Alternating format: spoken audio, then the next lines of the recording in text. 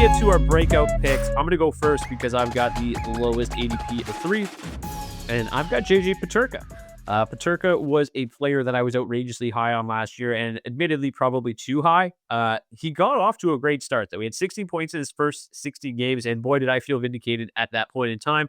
Things cooled up pretty considerably after that, though. He would only pick up 16 points in his next 28 games. But two things happened that has me fully back in this year. I am bought back in. Number one, he finished the year off on a 42-goal, 47 assists, 89-point pace in his last 33 games. Got just scorching hot. And number two, he's just no longer in Buffalo. That always helps. Peterka was traded to Utah this offseason and immediately signed a $7.7 million AAV deal. So they made a commitment to him being an integral part of their offense, much like they did prior to last season, which had me all in on Dylan Guenther.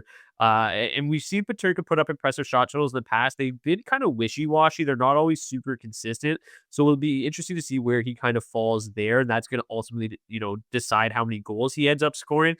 But I think, he's probably a guy that can get to 30 goals, 50 assists, be around a point per game player this year. And to me, this is a breakout pick because I think he can get there. I think if he gets the shuffling back up, that's more than well within the range of outcomes.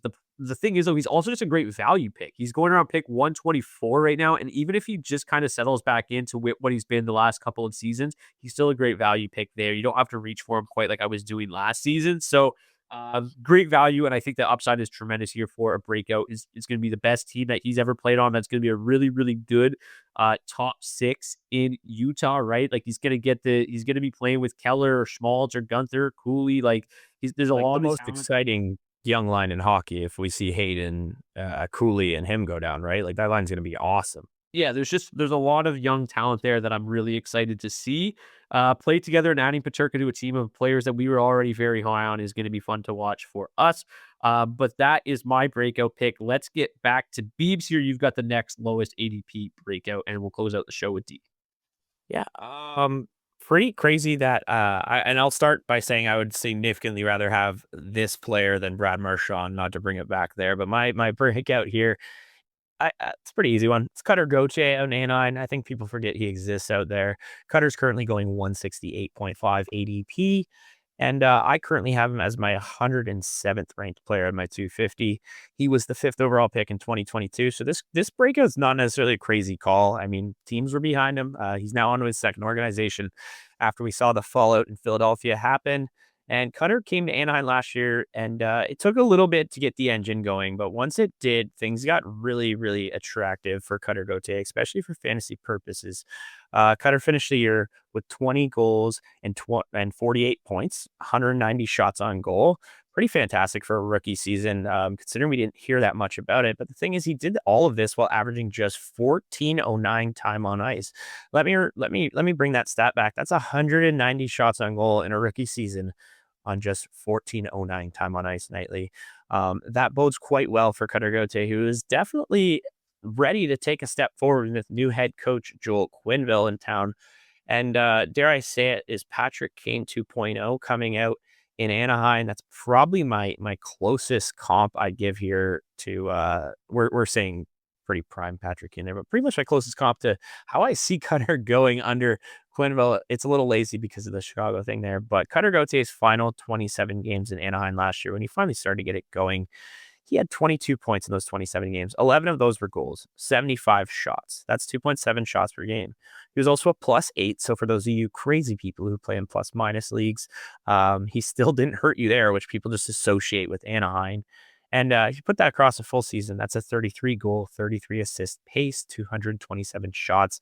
That's without one power play point in there. So funny enough, he was not getting power play points at that point, but no one in Anaheim was at that rate. And let me just round back. People would probably say, hey, he probably took that jump because he got more ice time. Yeah, he jumped his ice time up 40 more seconds. Still under 15 across those 27 games played. Cutter was averaging 14.54 and was still on a 33 goal, 66 point pace. So if we can see him take another step forward this year, as he should, in that top 6, he's expected to line up on the top power play and again in the top 6. Trevor Zegras is out of town, so there's more room for even more ice time for him. Really not much pressure behind him. He's got Chris Kreider in Frankfurt, Toronto. So I think Cutter's kind of here to stay. And with how much he likes to shoot, we could realistically be talking about him as a guy flirting with 300 next year. And you know how much I lick my chops at people who hit 300 shots. That's an auto get on my team. So at basically the same draft spot as William Eklund, the end or out of drafts, if you could get Cutter Gauthier, I would go a couple rounds early here. I think things are going to work out. There's also talk in Anaheim of Mason McTavish heading out. That could also help Cutter get that ice time above 15 minutes. I cannot wait to see it. Yeah, it's going to be just a bet on ice time. I think that top nine is probably still going to be pretty balanced like they were last year. I mean, get worse. They rode Terry, Vetrano, and Strome a ton last year. So I expect maybe Quenneville does that a little bit less, and then it leaves more ice time for guys like that. And as much as like we've talked negatively about Chris Kreider on this podcast, mostly AVP related in the past, he is a guy that should help the power play out. So that should help improve things. D, why don't you close out the show with your ADP to avoid? It's been about 12 minutes since we've heard from you. Yeah, voice still works. Good to know. Yeah, my pick, I think, has a lot to do with the fact that Chris Kreider is no longer in New York and now he's in Anaheim, because I'm going to talk about Alexis Lafreniere, ADP of 181, DFO consensus rank of 155. It's kind of put up or shut up time for Lafreniere, right? He's shown flashes of his elite talent and upside in the last couple of years, hasn't really been able to sustain it over a full 82. The difference is this Rangers team nowhere deep up front as they have been in recent years, and they'll need to continue to lean on their top six, and Lafreniere should be poised for a big role this year. I'd expect to see an uptick on the 17 minutes he saw a year ago, and I'd expect him to open the season again alongside Panarin and Vincent Trocheck on New York's top line. The three of them spent 667 minutes together at 5v5 last season and were pretty effective, controlled 55% of the shot attempts while averaging 3.06 expected goals for and 32 scoring chances per 60. So he should remain productive at even strength. That hasn't been the problem for him. He finished with 41 even strength points last season, second only on the Rangers to Panarin.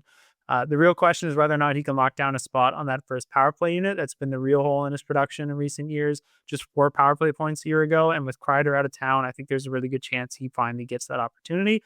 If that happens, I think we'll see Lafreniere breakout that, we've been waiting on pretty much since he came into the league. And I just love taking a chance on that upside of the current ADP of 181, going all the way back in the middle of the 5th round, basically costing you nothing in redraft league. So I think he makes a lot of sense to target this season. Yeah, I think when you look at the Rangers depth chart too, top 6 elite, like very good, very good. Bottom 6 very bad.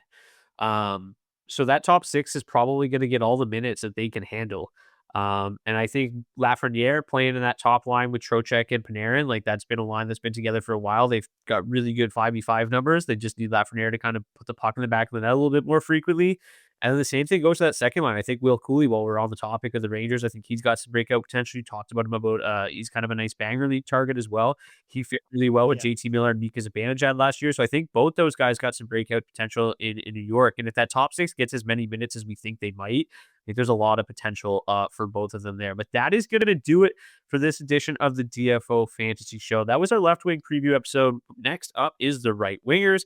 Exact same format. We'll give you our consensus top 10. 3 values, 3 ADPs to avoid, and 3 breakouts.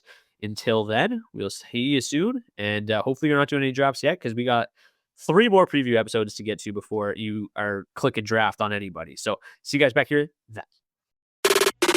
Thanks for watching this video. If you want more great fantasy hockey and betting content from myself, Carter Hutton, Matthew Barnaby, and the rest of the DFO analysts, make sure you subscribe to the DFO Fantasy and Betting YouTube channel today and never miss a minute.